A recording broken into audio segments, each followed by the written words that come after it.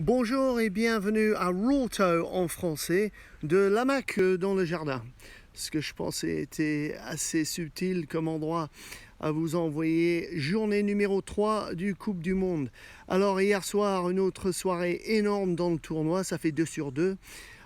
Et l'Angleterre, en dépit du fait qu'ils ont eu un autre carton rouge, 4e match de suite, il y a des problèmes de discipline, c'est clair.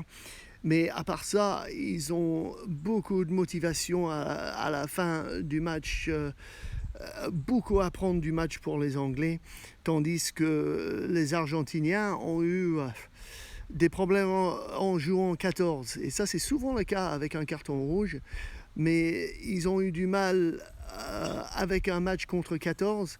Ça, c'était clair, mais les Anglais ont vraiment mis un grand effort et joué un grand jeu. Les Irlandais, après un petit échauffement, après le coup d'envoi, ils sont venus montrer leur talent au monde. Est-ce qu'ils peuvent, après 9 essais et 9 échecs, faire quelque chose dans leur 10e Coupe du Monde? Parce qu'ils ont beaucoup de talent, ils sont numéro 1 dans le monde. On verra.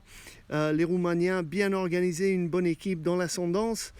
Bien que les Géorgiens qui ont perdu aux Australiens, une équipe australienne très jeune, mais qui ont été complètement... personne compte sur eux pour faire quelque chose dans ce Coupe du Monde. Mais les Australiens ont l'histoire de faire exactement ça. Chaque fois que tout le monde dit que ça va être un échec, quoi que soit le sport en fait, hein, c'est pas seulement le rugby où ils font ça, ils font un succès de nulle part. Alors oui, c'est une jeune équipe, une jeune sélection pour eux, mais on verra ce qu'ils vont faire.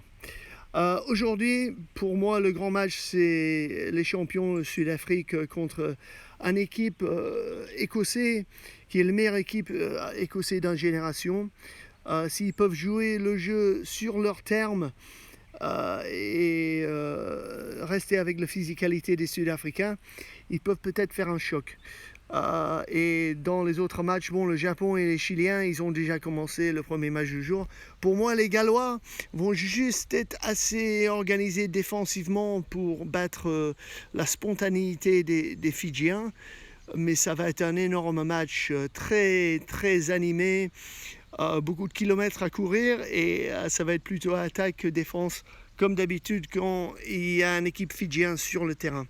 Mais c'est tout à jouer, une autre grande journée pour cette 3e journée.